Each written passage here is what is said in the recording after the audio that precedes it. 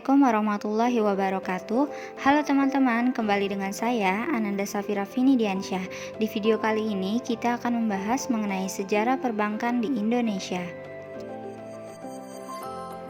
Kata bank berasal dari bahasa Italia yakni banco atau banca yang berarti bangku atau tempat penukaran uang. Saat itu, para bankir di Florence pada masa Renaissance melakukan transaksi mereka dengan duduk di belakang meja penukaran uang, berbeda dengan pekerjaan kebanyakan orang yang tidak memungkinkan mereka untuk bekerja sambil duduk.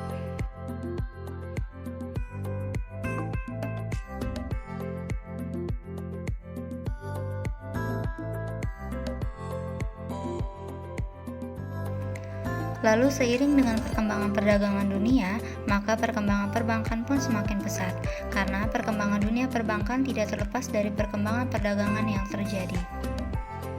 Begitu juga awal mula adanya perbankan di Indonesia karena kegiatan perdagangan dan kolonisasi yang dilakukan oleh induk perusahaan dagang Belanda yakni VOC. Untuk mempermudah aktivitas perdagangan VOC di Nusantara saat itu, didirikanlah di Bank Van Lening, tepatnya pada tanggal 20 Agustus 1746.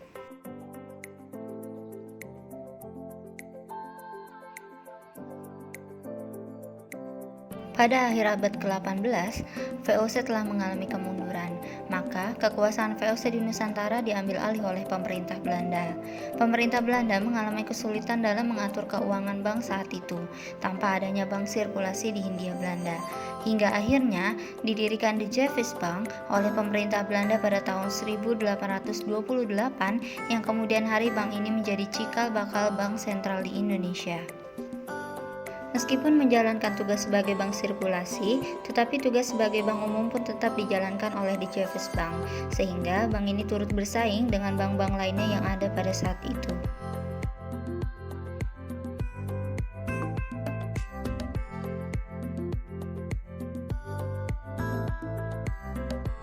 Pada masa Perang Dunia Kedua, Jepang mulai berhasil menguasai Asia Pasifik dan juga berhasil menguasai Indonesia di tahun 1942.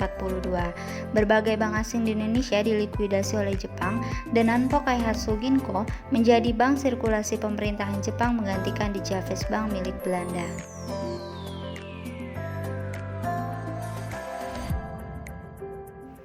Setelah Indonesia memproklamirkan kemerdekaannya pada 17 Agustus 1945, bangsa Indonesia mulai untuk menggerakkan roda perbankan dengan melakukan nasionalisasi terhadap perbankan-perbankan yang ada. Saat itu, setelah Indonesia merdeka, bank-bank asing mendapat izin untuk beroperasi kembali di Indonesia setelah tidak ada lagi kuasa Jepang. Tidak terkecuali di Jeffes Bank yang mulai beroperasi lagi selama beberapa tahun sebagai bank sentral, namun dengan kedudukan sebagai badan usaha swasta dan saham-sahamnya yang berada di tangan asing. Mengingat hal itu, maka dilakukanlah nasionalisasi di Jeffes Bank. Menasionalisasikan di Jeffes Bank juga dilakukan dengan pembelian saham-sahamnya. Setelah melalui tali ulur yang panjang dalam proses pembelian saham-saham, pada akhirnya di tanggal 15 Desember 1951, saham The Jeffes Bank dapat dibeli secara keseluruhan, dan pemerintah Indonesia mengumumkan kepemilikan The Jeffes Bank yang telah menjadi bank milik negara.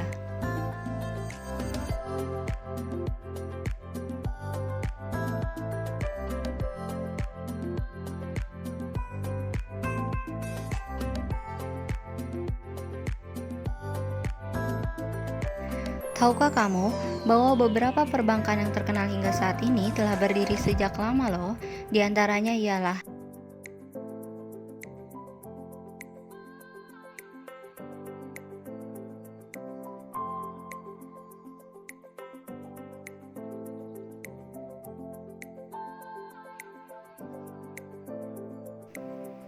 tentu masih banyak bank lainnya yang beroperasi di Indonesia saat ini.